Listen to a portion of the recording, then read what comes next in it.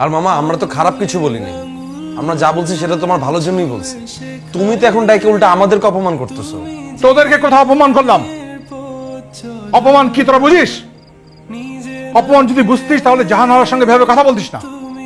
আমার গেস্ট মেহমান, তাকে তোরা কি করে অপমান করিস?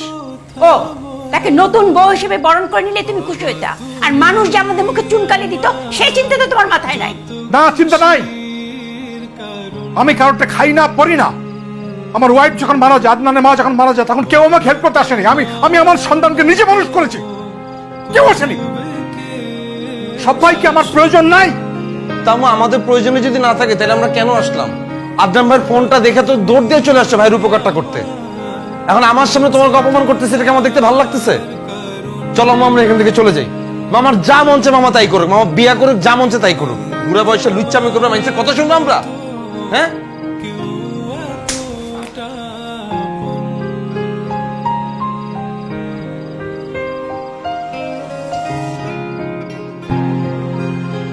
বাবা খেয়েছো? না খাও না, ইচ্ছে করছে না।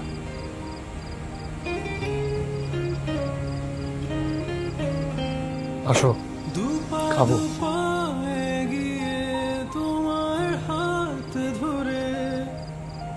তুমি খেয়ে নাও। জানি না কতটা বাধা তুমি একা সয়েছো, বুঝতে দাও এখন কিছু। No, I'm sorry, I'm really sorry. নিজের মতো আমার আসলে বুঝি সবই, অজান্তে কত কি ভুল তোমাকে নিয়েই ভাবা উচিত ছিল, তুমি ক্ষমা করো ভাবিনি। আমি নিজের কথাই ভেবেছি। বাবা, তুমি আমার রাইট, যত খুশির আমি আসলেই একজন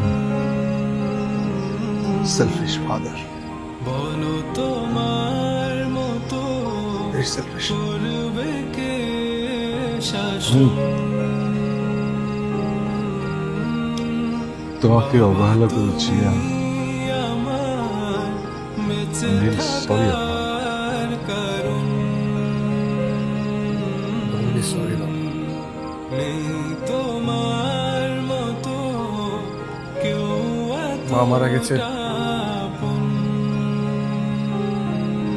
যখন আমি ক্লাস 6-এ পড়ি। আঙুলে আঙুল ছোট ছুঁয়ে ছিলাম, শেখালে তুমি কিন্তু তোমার কষ্টগুলো বুঝতাম।